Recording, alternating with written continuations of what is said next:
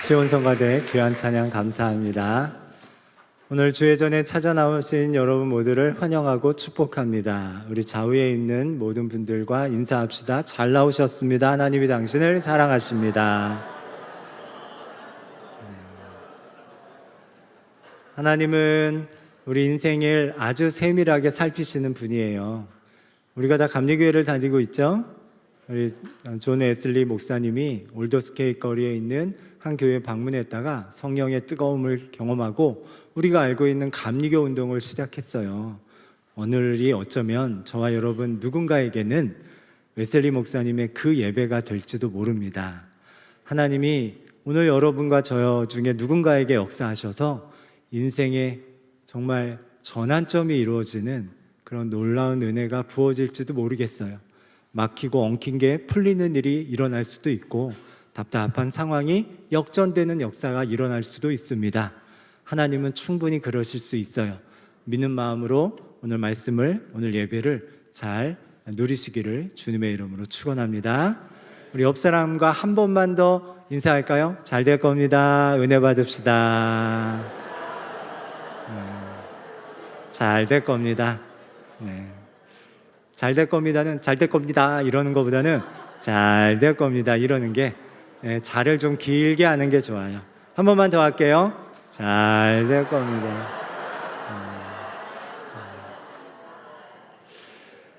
가정 중에 어머니께만 말해야 되는 것과 아버지에게도 말씀드려야 되는 것이 각각 구분되어 있다고 생각하던 시대가 있었어요. 가부장적 가정, 시대, 이런 걸 얘기하는데, 그래서 사소한 일은 내가 알아서 처리하거나 어머니에게는 알리지만 아버지에게까지는 알리지 않습니다. 아버지한테는 아주 중요하거나 큰일 난 일, 이런 것만 아버지에게 알리는 거예요. 이런 가정에서는요, 웬만하면 아버지한테 알릴 일을 안 만듭니다. 그리고 이런 가정에서 흔히 나오는 말이 이런 말이에요. 야, 네 아빠 알면 큰일 나. 이런 말. 아버지가 알면 안 돼요. 알게 하면 안 돼요. 알 필요가 없고, 알 필요는 있을지 모르지만 알리면 안 돼요. 그런 일이 일어나면 안 돼요. 이런 걸 이제 가부장적 가정, 가부장적 아버지상, 이렇게 얘기를 합니다. 그리고 우리 한국 문화 속에서는 이런 가정에서 우리가 자라곤 했어요. 그리고 이런 가정에서 자란다고 그렇게 큰 문제가 생기는 것 같지도 않아요. 근데 어디서 문제가 생기냐면 신앙생활에서 문제가 생깁니다. 신앙생활을 할 때 우리가 가지고 있는 우리가 경험한 가부장적인 아버지의 상과 진짜로 성경에서 얘기하고 있는 하나님 아버지의 상을 겹쳐버릴 때 이 가부장적인 아버지의 상이 하나님인 것처럼 오해할 수가 있어요. 그렇게 되면 어떤 일이 벌어지냐면 하나님을 아주 멀리 있는 두려운 분으로 생각합니다. 하나님을 멀리 있는 두려운 분으로 생각하기 때문에요, 하나님과 별로 소통할 필요가 없어요.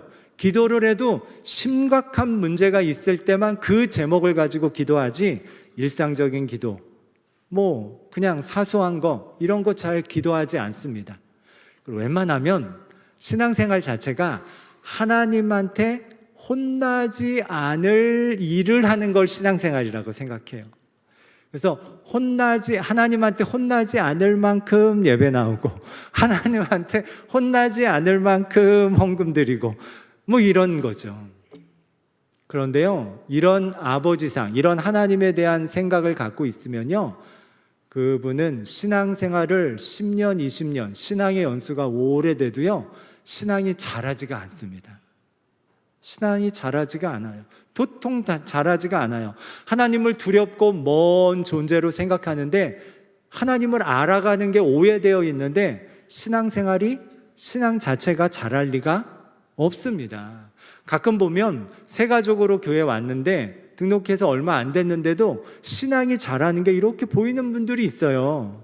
근데 어떤 분들은 진짜로 안타깝게도 교회는 오래 다녀서 교회 생활 자체는 익숙한데 하나님을 오해하고 있어서 신앙이 안 자라요. 신앙이 안 자랐는지 자랐는지 어떻게 아냐? 작은 유혹이나 시험이 올 때 막 흔들립니다. 씨 뿌리는 비유에 보면 돌짝밭이나 가시떨기밭 있잖아요. 거기처럼 싹이 나서 좀 자라는가 싶은데 뜨거운 태양에 막혀서 밖에 때문에 자라지 못하고, 또 가시떨기에 찔려서 자라지 못하고, 신앙이 자라야 되는데 못 자라요. 오래 신앙생활하고 또 사회적인 어떤 것도 있어서 익숙해지기는 하는데 작은 유혹이 와도 시험이 와도 아유, 교회 가기 싫다, 아유, 기도하기 싫다, 이렇게 막 흔들리는 거죠.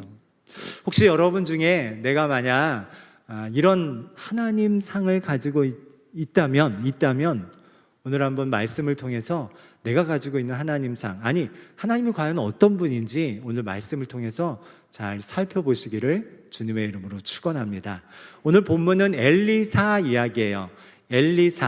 엘리사의 스승 이름도 우리가 알아요. 엘리야의 제자가 엘리사예요. 형제도 아니고 뭐 아버지 아들도 아니에요. 스승과 제자인데, 엘리사 시대가 우리가 잘 알고 있는 이스라엘의 가장 악한 왕 아합 왕, 그리고 그의 아들 여호람, 이 둘의 악한, 오므리 왕조가 다 그렇긴 한데 이 가장 역대급으로 우상 숭배하던 그런 상황이었어요. 그런 상황에 오늘 무엇이 있었냐면 엘리야 시대도 있었고 엘리사 시대에도 선지자 양성 사관학교가 있었어요. 지금 우리가 생각하는 정규 신학교 같은 느낌은 아니고요. 그냥 모여서 같이 먹고 자고 같이 생활하면서 신앙을 배우는 일종의 신앙 공동체 같은 곳이 이때 엘리야 시대, 엘리사 시대에 있었던 선지자 양성 학교입니다. 그런데 이 학교가 부흥했어요. 생도들이 막 몰려와서 더 이상 이 모여 살던 처소가 좁아가지고 다른 곳으로 확장 이전해야 되는 상황이 생깁니다. 그게 오늘 1절의 말씀이에요. 우리 같이 다 함께 읽어보겠습니다. 선지자의 제자들이 엘리사에게 이르되 보소서, 우리가 당신과 함께 거주하는 이곳이 우리에게는 좁으니. 사람이 막 부흥해서 좁아가지고 더 큰 곳으로 나가서 건물을 짓기로 그렇게 생각을 해요. 자, 근데 아까도 얘기한 것처럼 지금 이 엘리사의 시대가 오므리 왕조 아합 여호람에 이어지는 왕과 일가 친척만 우상 숭배하는 시대가 아니라 이스라엘 전 국민이 산당을 세우고 막 그렇게 우상 숭배하던 역대급 우상 숭배가 이루어지던 시대라 그랬어요. 그러면 이런 때는 오히려 선지자 양성학교가 없어야 되거든요. 아니, 있다고 하더라도 줄어들어야 돼요. 그런데 오히려 생도들이 몰려들어서 부흥했어요. 여러분, 이 내용은요, 저와 여러분에게 아주 중요한 한 가지의 시사점을 줍니다. 그게 뭐냐면 우리 환경이라는 것에 우리가 되게 영향을 받거든요. 그리고 환경 탓도 많이 합니다. 그런데 믿음의 사람은요, 환경에 갇히지 않아요. 아무리 봐도 지금 엘리사 시대의 환경은요, 부흥 못하는 환경이에요. 그런데 믿음의 사람이라는 사람들은 어떤 사람이냐? 환경에 갇히지 않고 환경을 딛고 넘어서는 사람이에요. 성경에 나오는 아브라함, 모세, 요셉, 다니엘, 다윗 다 그래요. 성경에 나오는 믿음의 인물들은요, 환경에 영향은 받아요. 영향은 받지만 환경에 갇히지 않고 환경을 딛고 넘어서는 사람들이에요. 그게 누구예요? 여러분이에요. 여러분 신앙의 사람인 줄 믿습니다. 환경에 영향을 받겠지만 환경에 갇히지 마세요. 갇히면 안 돼요. 환경을 딛고 넘어서야 되는 줄 믿습니다. 어쨌든 그래갖고 이제 처소를 옮깁니다. 그 처소를 옮기는 일을 이제 시작하는 거예요. 그게 2절 말씀이에요. 같이 읽어봅시다. 우리가 요단으로 가서 거기서 각각 한 제목을 가져다가 그곳에 우리가 거주할 처소를 세우사이다 하니 엘리사가 이르되 가라 하는지라. 우리가 살면서 환경에 많이 갇히지만 갇힐 필요가 없어요. 아유, 나는 가난한 환경이에요. 그래서 공부도 못하고 그렇게 영향을 받을 수 있지만 믿음의 사람은 그걸 뛰어넘습니다. 내 몸이 이래서, 내 가정이 이래서, 내 출신이 이래서, 내 재능이 이래서. 아니요, 그렇지 않아요? 그렇지 않습니다. 어쨌든 처소를 옮기기로 했어요. 자, 그런데 여기서 좀 아쉬운 부분이 저는 있더라고요. 뭐냐면 지금 부흥을 해서 급하게 원래 있던 처소에서 더 큰 곳으로 확장 이전을 하려고 그러는 거 아니에요? 그런데 이 부흥이 막 일어나기 전에 미리 부흥을 준비했으면 어땠을까? 이런 생각이 들어요. 열처녀 비유에 나오는 지혜로운 다섯 처녀처럼 미리 대비를 해서 부흥을 담아낼 그릇을 미리 준비했으면 어땠을까 하는 아쉬움이 있습니다. 제가 전에 교회에 있을 때 이제 건축을 할 때 건축하기 전에 더 신경 쓴 게 있어요. 그게 뭐냐면 건축하기 전에 삼각교회에 있을 때는 대부분은 관계 전도로 교회에 전도되어 옵니다. 교회 안에 이미 누군가 아는 사람이 있어서 와요. 그런데요, 나중에 규모가 커져서 단독 건물을 가지고 있고 건물 자체가 있고 그리고 또 입당해 갖고 새 건물이 되면 관계 전도로도 오지만 건물을 보고 와요. 일단은 건축한 지역 자체가 1500세대 아파트 바로 앞에, 그러니까 그 아파트에서 제일 가까운 교회는 우리 교회거든요. 우리 교회 신풍교회. 죄송합니다. 여러분, 우리 교회라는 말을 23년 했는데 금방 끊어지겠어요. 어쨌든 그 전에 교회에서 제일 가깝거든요. 그래서 멀리서 이사를 오면 교회를 찾을 때 한 번은 와요. 그런 분들이 온다면 잘 예배, 또 말씀, 또 분위기 이런 것 때문에 등록을 하는 게 중요하지만 등록한 분들을 소그룹으로, 속회로 편성해서 이 안에서 공동체로 잘 성장해 나가게 하는 게 중요한데, 보니까 그러려면 속장님들을 잘 양육해야 되겠다는 생각이 들었어요. 속장님이 인도자 역할을 같이 하는데 잘 양육해야 되겠다. 그래서 건축하기 전에 뭐를 했냐면 이분들과 1:1 양육을 했습니다. 13주 동안. 되게 부담스러워해요.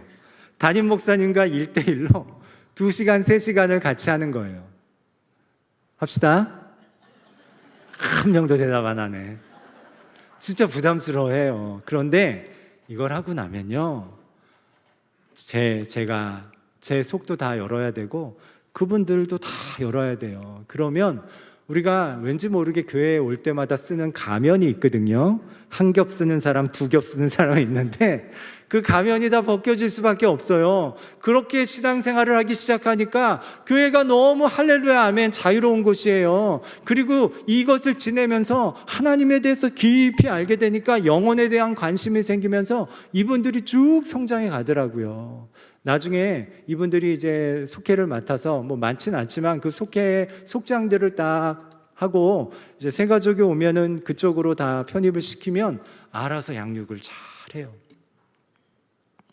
우리가 교회에 있는 지역이 어쨌든 재개발 고시가 됐어요. 뭐 처음 그 발표된 내용을 보면 2028년에 착공해서 2029년에 그 분양을 한다고 그렇게 계획이 되어 있습니다.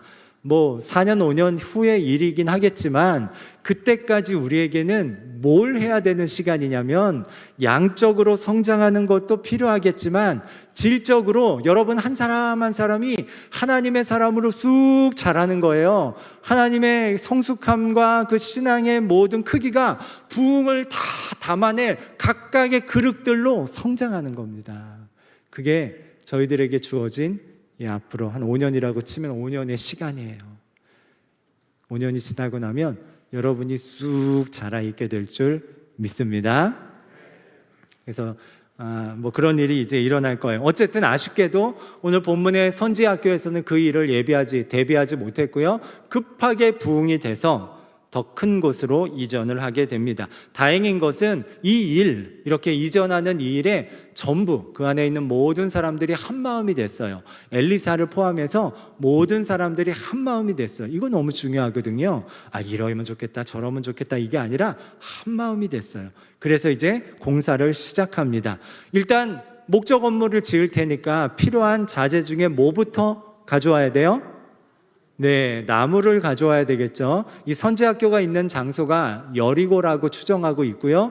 여리고 말고 그때 당시 이스라엘 전체에서 가장 좋은 목재는 이스라엘 중앙고원의 서쪽 경사지에 있는 나무들이 크고 좋아요. 근데 그건 거리도 멀고 운송도 어렵고, 그래서 여리고에서 제일 가까운 요단강가에 있는 숲, 거기에 있는 나무를 베우려고 갑니다.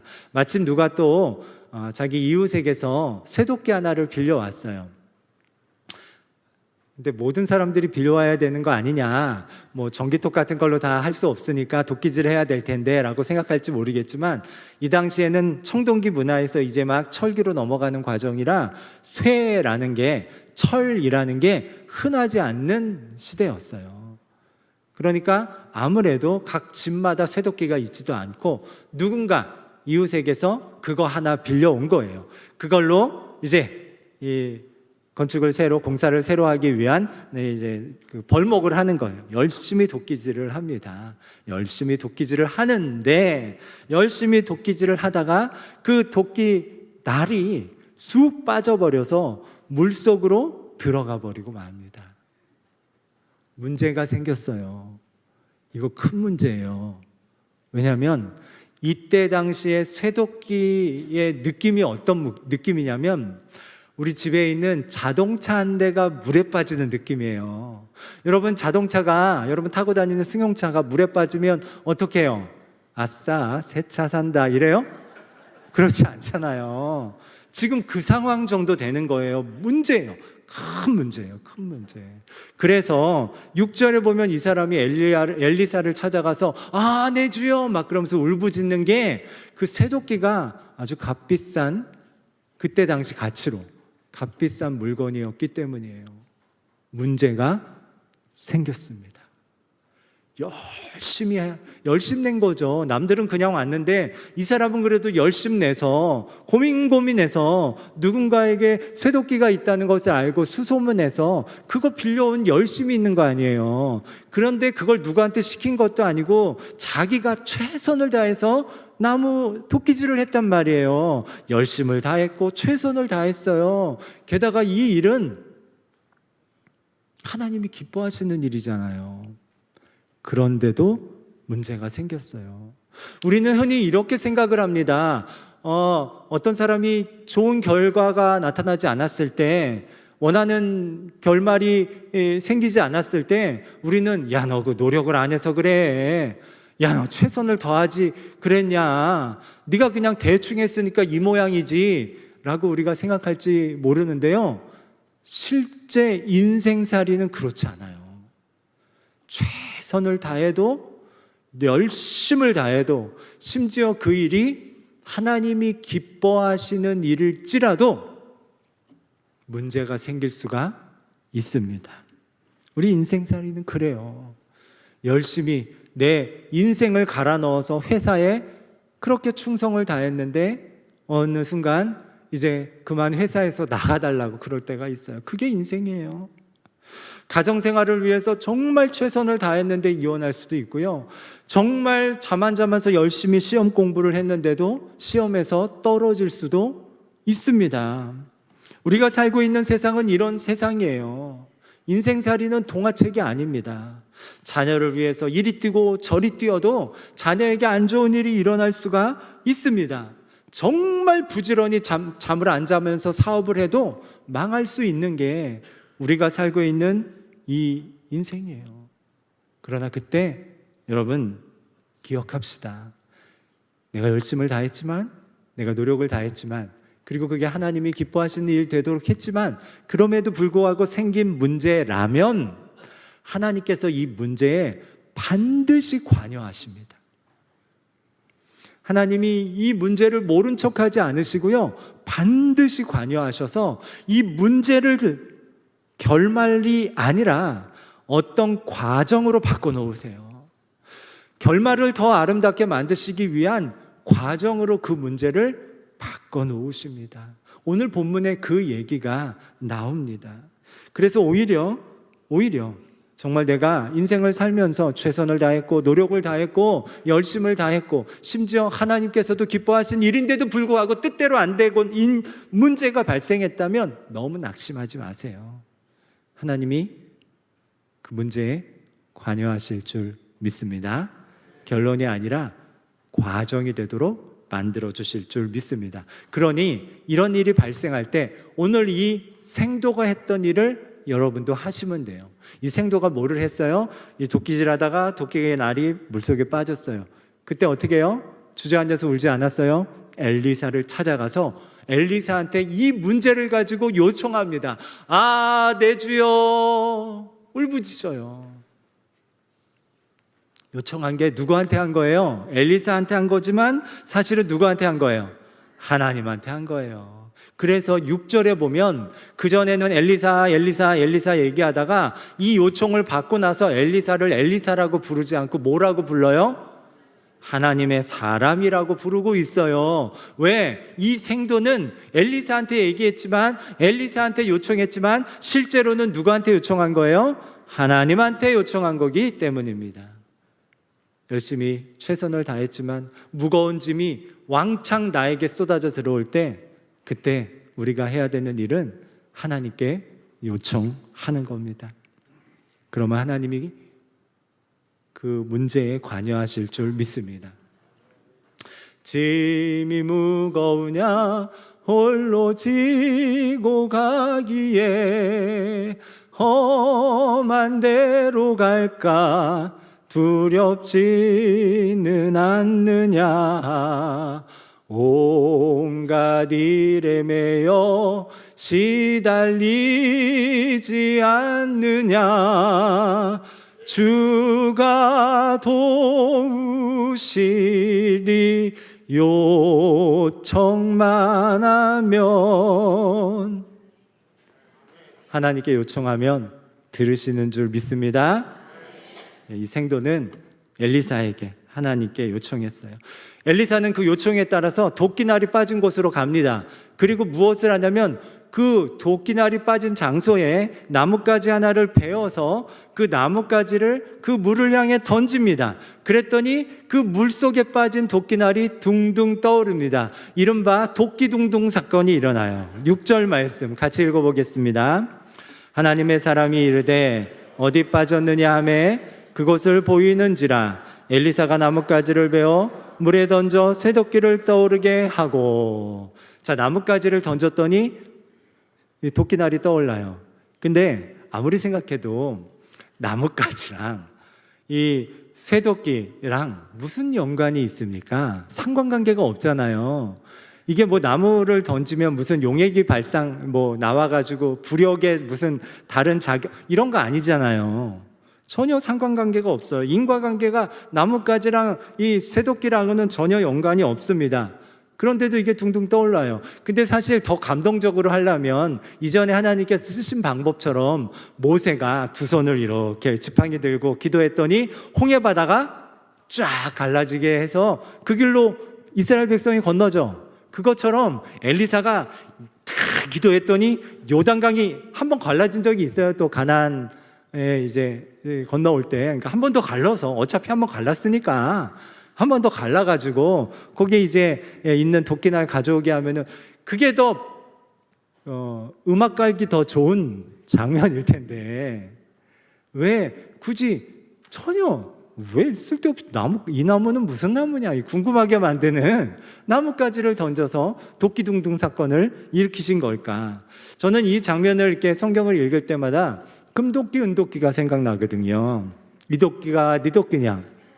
그래서 오히려 산신령은 안 되고 천사가 이렇게 도끼 들고 둥둥둥 이렇게 올라와가지고 이 도끼가 죄송합니다. 하여간 다양한 방식이 있는데 절대 전혀 이해가 안 되는 게 왜 나뭇가지를 던져갖고 도끼를 떠오르게 하느냐는 거예요.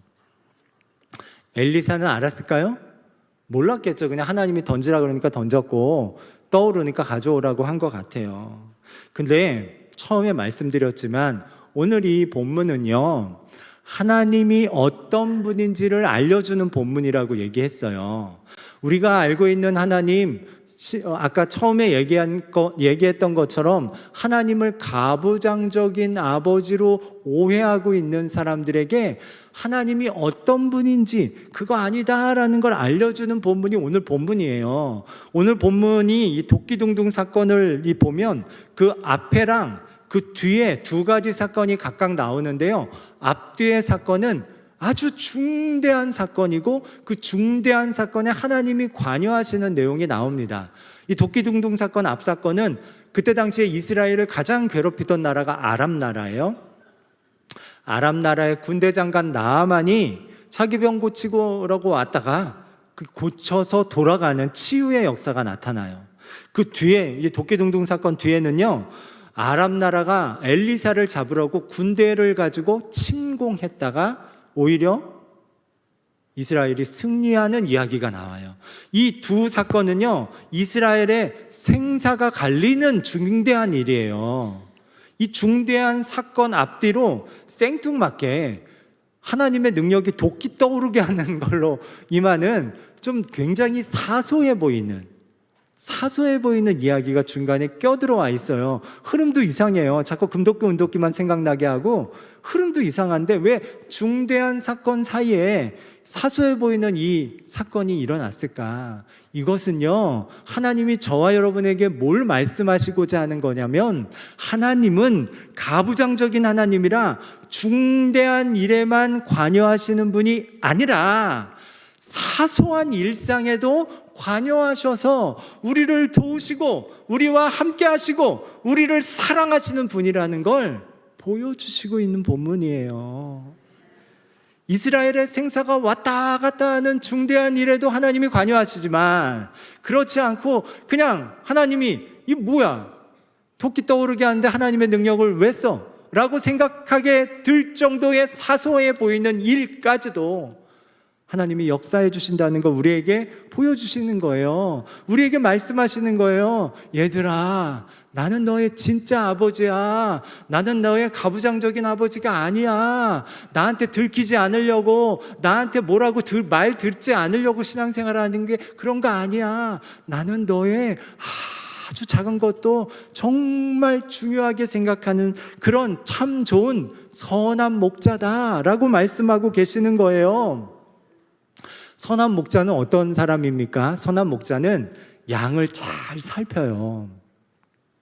양이 어디에 있는지, 위험한 곳에 있는지, 아니면 지금 풀하고 근처에 있는지 양을 살핍니다. 누구랑 같이 있는지, 뭐를 먹었는지, 기분은 어떤지, 마음은 어떤지, 춥지는 않는지, 덥지는 않는지. 선한 목자이신 분은 그걸 양의 상태를 살펴요. 하나님은 선한 목자세요. 저 멀리 있다가 우리가 사고 치면 그때서 우리한테 득달같이 달려와서 우리를 혼내시는 분이 아니라 우리의 사소한 것까지 관여하시고 관심 있어 하시는 진짜 우리를 살피시는 선한 목자세요.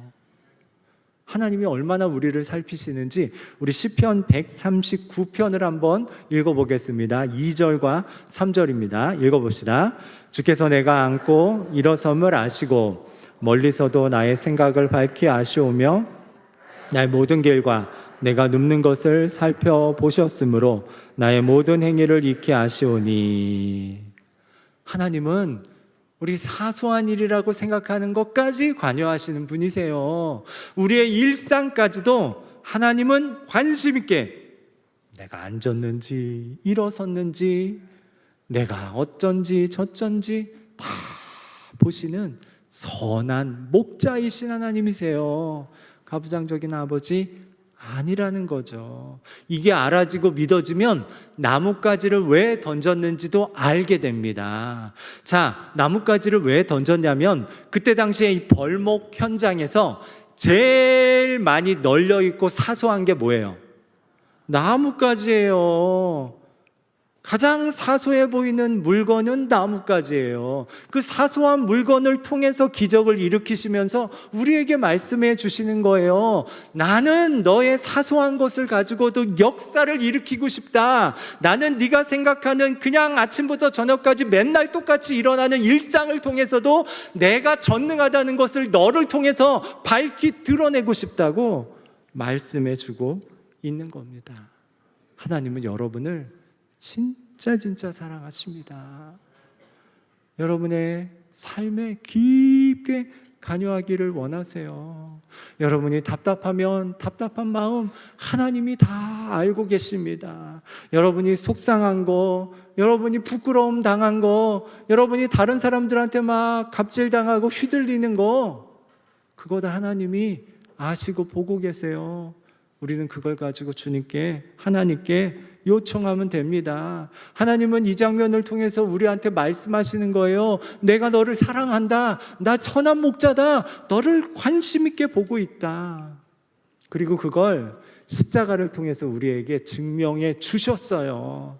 당신의 아들 독생자 예수 그리스도를 우리를 위해서 과감하게 내어주셨어요. 저와 여러분 한 사람 한 사람은 예수님의 핏값의 값어치를 가진 존귀한 인생들이에요. 세상이 뭐라고 그러든 누가 뭐라고 무시하든 하나님은 우리를 무시하지 않아요. 하나님은 우리를 업신여기지 않고요. 하나님은 우리를 사랑하십니다.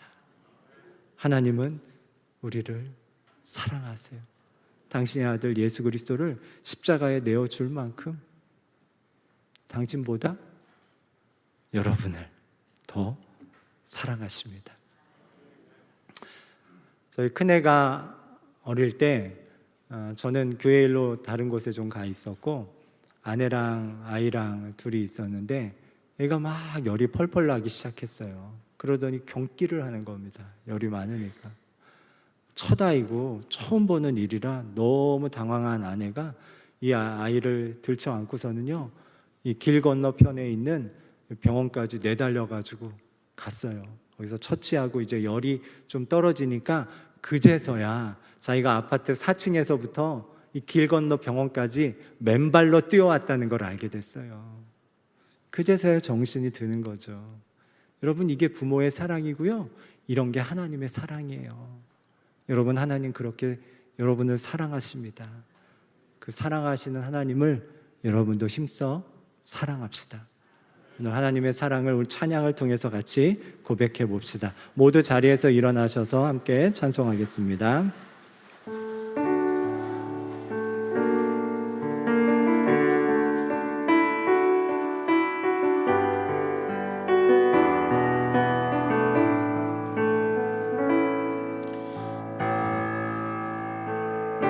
유신이가 하나님, 나를 부르신 이가 하나님, 나를 보내신 이도 하나님,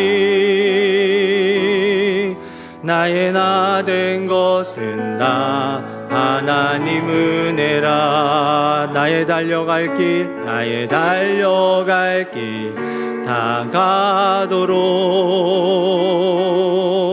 나의 마지막 호흡 다하도록, 나로 그 십자가 죽게 하시니, 나의 나 된 것은 다 하나님 은혜라. 한량없는 은혜, 한량없는 은혜, 갚을 길 없는 은혜, 내 삶을 애워 사는 하나님의 은혜, 나 주저함 없이 이 땅을 밟음도 나를 붙드시는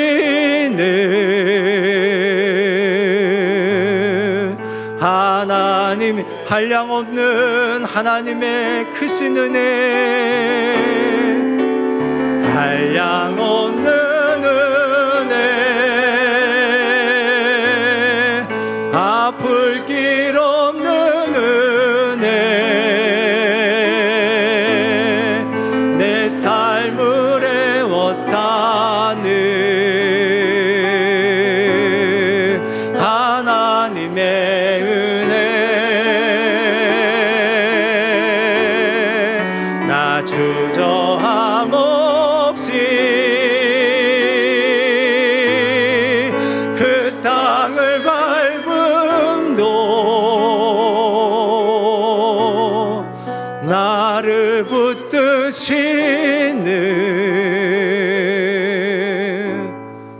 하나님의 은혜. 오늘 이 시간은 우리 축도를 해주기 위해서 우리 원로 목사님, 김강호 목사님이 오셨습니다. 우리 94세 나이에도 건강하신데 오늘 축도를 부탁했더니 컨디션 조절을 잘 하셔서 오셨어요. 참 감사한데 우리 목사님 나오셔서 축도하시겠습니다.